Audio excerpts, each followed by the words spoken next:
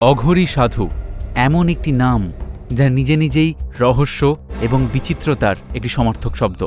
এদের জীবনের প্রতিটি অধ্যায় তথাকথিত সমাজের আচার ব্যবহারের গণ্ডির বিপরীতমুখী হয়।